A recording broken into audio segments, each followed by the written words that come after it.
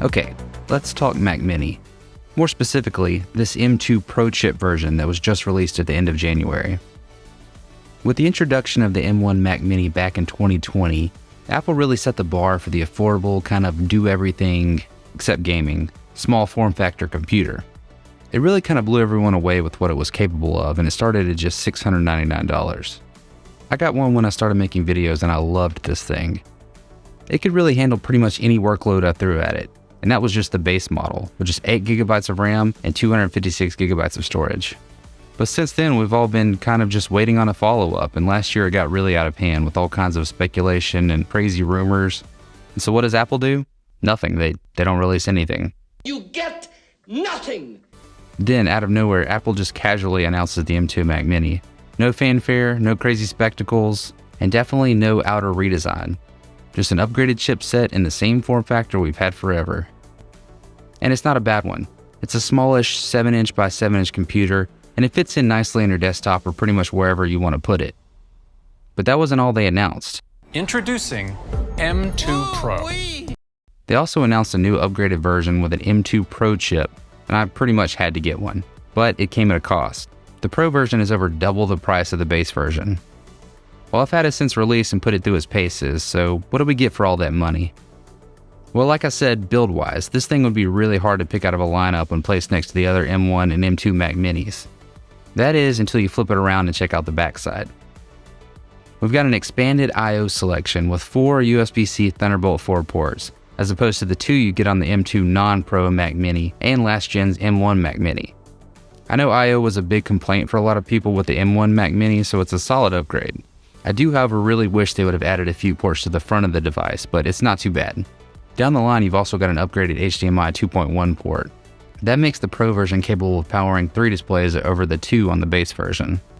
Everything else is the same back here on both new models, with a high impedance headphone jack, a 1GB Ethernet port, and 2 USB-A ports. So this Pro model is already looking better than the base M2 model, but I/O alone isn't exactly worth the big price bump, since you can technically always add more pretty cheaply with a dongle, even if it is a bit more of a hassle. What you're really paying for is that new M2 Pro chip.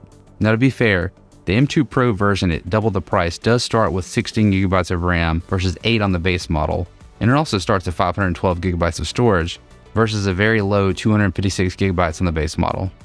And if you've ever bought anything from Apple before, you know how much they love their upgrade spec pricing.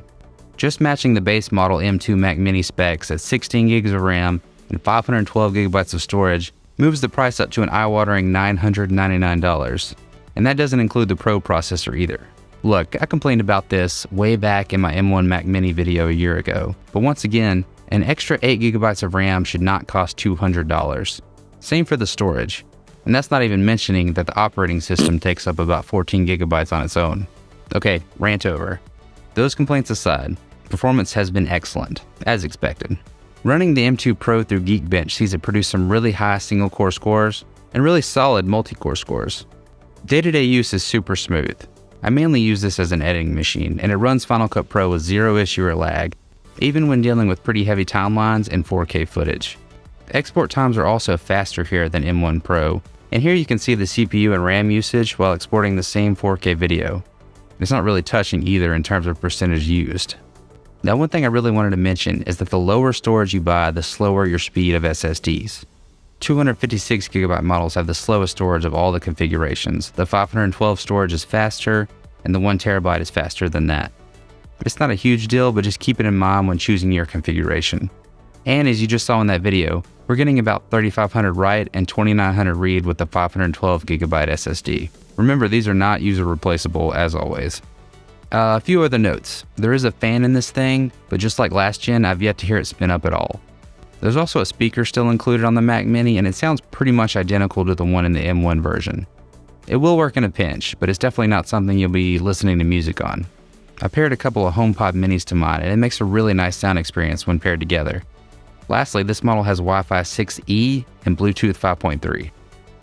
I will also note I've had no issues with Bluetooth dropout on this model, but I know this was something that has plagued Mac Minis going all the way back to older Intel models. So hopefully Apple has finally figured that bit out. Oh, and one last note. You need to have either the Magic Keyboard and Mouse or a wired keyboard and mouse to get this thing set up. It is near impossible to do that without those. Apple really should make that clear since you don't get anything in the box except for a power cord. They don't even give you an HDMI cord. I've heard some people were able to get it working with a Logitech mouse and keyboard with a wireless dongle, but I tried and could not get it to work and finally caved and used the Magic Keyboard and mouse. Not a great unboxing and setup experience. Okay, with all that said, let's talk recommendations.